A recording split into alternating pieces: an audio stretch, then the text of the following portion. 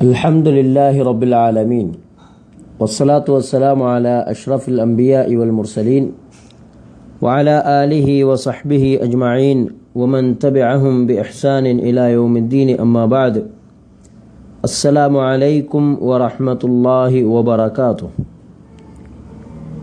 പ്രിയ പഠിതാക്കളെ, അള്ളാഹുവിനെ സൂക്ഷിച്ച് ജീവിക്കുവാൻ ഓർമ്മപ്പെടുത്തുകയാണ്. അള്ളാഹു നമ്മേവരെയും അനുഗ്രഹിക്കുമാറാകട്ടെ. അഹ്കാമു മീമു സാക്കിന, സുക്കൂനായ മീമിൻ്റെ നിയമങ്ങൾ ആണ് പഠിച്ചുകൊണ്ടിരിക്കുന്നത്.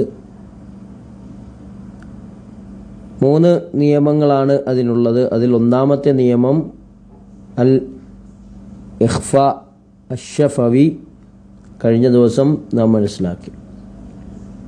ഇന്ന് നാം എടുക്കുന്നത് അൽ ഇദ്ഗാം എന്നതാണ്. ഇദ്ഗാം എന്ന് പറഞ്ഞാൽ കൂട്ടി യോജിപ്പിച്ച് ഓതുക എന്നുള്ളതാണെന്ന് നേരത്തെ നാം മനസ്സിലാക്കിയതാണ്. ഇവിടെ മീമു സാക്കിനയുടെ ഭാഗത്ത് ഇദ്ഗാമിനെ കുറിച്ച് പറയുമ്പോൾ നമുക്ക് പണ്ഡിതന്മാർ പറഞ്ഞു തരുന്നത് فإذا وقعت الميم المتحركة بعد الميم الساكنة وجب الإدغام مع الغنة. ഹറക്കത്തുള്ള മീമ് സുക്കൂനുള്ള മീമിന് ശേഷം വന്നാൽ, സുക്കൂനായൊരു മീമിന് ശേഷം മറ്റൊരു മീമ്, ഹറക്കത്തുള്ള മറ്റൊരു മീമ് വന്നാൽ ആ സുക്കൂനായ മീമിനെ ഗുന്നത്തോടു കൂടി ഹറക്കത്തുള്ള മീമിലേക്ക് കൂട്ടി യോജിപ്പിച്ച് ഉച്ചരിക്കണം. സുക്കൂനായ മീമിനെ ഹറക്കത്തുള്ള മീമിലേക്ക് ഗുന്നത്തോടു കൂടി, ഗുന്നത്ത് അതിൻ്റെ സിഫത്താണ്, ഗുന്നത്തോടു കൂടി കൂട്ടി യോജിപ്പിച്ച് ഇദ്ഗാം ചെയ്ത് ഉച്ചരിക്കണം. ഇതിന് ഇദ്ഗാം മുതമാസിലൈനി സഗീർ എന്ന് പറയും. ഇദ്ഗാം മുതമാസിലൈനി സഗീർ. ഉദാഹരണം, വഅൻതുമുൽ അഅലൗന ഇൻ കുൻതും മുഅ്മിനീൻ. വഅൻതുമുൽ അഅലൗന ഇൻ കുൻതും മുഅ്മിനീൻ. കുൻതും മുഅ്മിനീൻ. അവിടെ മീമിന് ശേഷം സുക്കൂനുള്ളൊരു മീമ്, അതിന് ശേഷം ഹറക്കത്തുള്ളൊരു മീമാണ്. അതുപോലെ ലഹും മാ യശാഊന ഫീഹാ വലദൈനാ മസീദ്. ലഹും മാ യശാഊൻ, മീമിന് ശേഷം വീണ്ടും ഒരു മീമ്. വആമനഹും മിൻ ഖൗഫ്. ഇവിടെയൊക്കെ സുക്കൂനുള്ള മീമിന് ശേഷമുള്ളത് ഹറക്കത്തുള്ളൊരു മീമാണ്. ഇതിന് ഇദ്ഗാം മുതമാസിലൈനി സഗീർ എന്ന് പറയാനുള്ള കാരണം, ഒന്നാമത്തത് അതിന് ഇദ്ഗാം എന്ന് പറയുന്നത് ഇദ്ഗാമുൽ മീമു സാക്കിന ഫിൽ മീമുൽ മുതഹല്ലിക. മാറൂഫാണ്, സുക്കൂനുള്ളൊരു മീമ് ഹറക്കത്തുള്ള മറ്റൊരു മീമിലേക്ക് കൂട്ടി യോജിപ്പിക്കുന്നു. നമ്മൾ നേരത്തെ പഠിച്ചതാണ്, സുക്കൂനുള്ളൊരു ഹർഫ് മറ്റൊരു ഹർഫിലേക്ക് കൂട്ടി യോജിപ്പിക്കുന്നതിനാണ് ഇദ്ഗാം എന്ന് പറയുന്നത്. ഇനി മുതമാസിലൈൻ എന്ന് ഇവിടെ പറയാനുള്ള കാരണം ലിഇത്തിഹാദിൽ ഹർഫൈൻ ഫിൽ മഖ്റജി വസ്സിഫ. ഈ 2 അക്ഷരങ്ങളും, സുക്കൂനുള്ള മീമും ഹറക്കത്തുള്ള മീമും, മഖ്റജിലും സിഫത്തിലും യോജിക്കുന്നതാണ്. രണ്ടും ഒരേ മഖ്റജാണ്, രണ്ടിനും ഒരേ സിഫത്തുകളാണുള്ളത്. അതുകൊണ്ടാണ് ഇതിന് മുതമാസിലൈൻ എന്ന് പറഞ്ഞത്. സഗീർ എന്ന് പറയാൻ കാരണം ഒന്നാമത്തെ അക്ഷരം ലിഅന്നൽ അവ്വല മിൻഹുമാ സാക്കിൻ, ഒന്നാമത്തെ അക്ഷരം സുക്കൂനാണ്.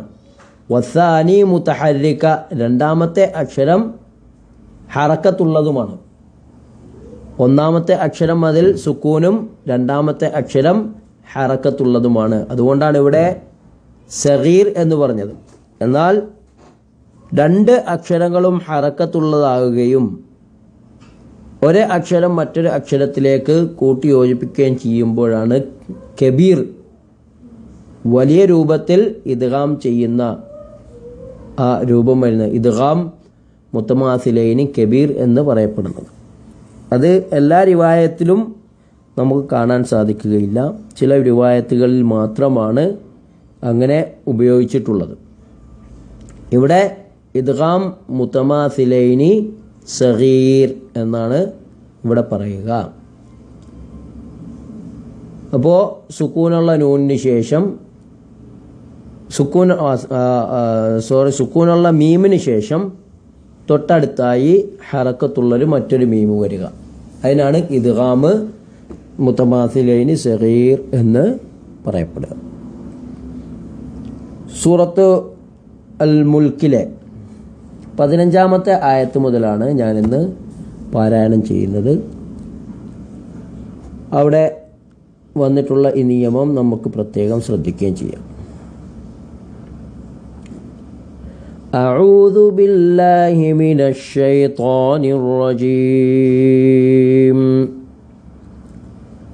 هو الذي جعل لكم الأرض ذلولا فامشوا في مناكبها وكلوا من رزقه وإليه النشور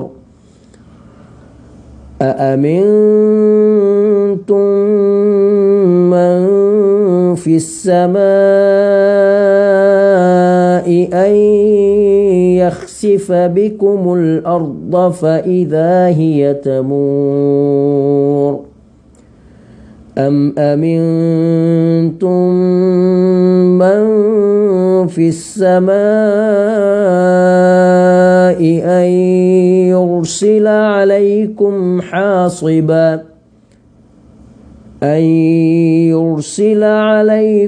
حاصبا فستعلمون كيف نذير ولقد كذب الذين من قبلهم فكيف كان نكير أولم يروا إلى الطير فوقهم صافات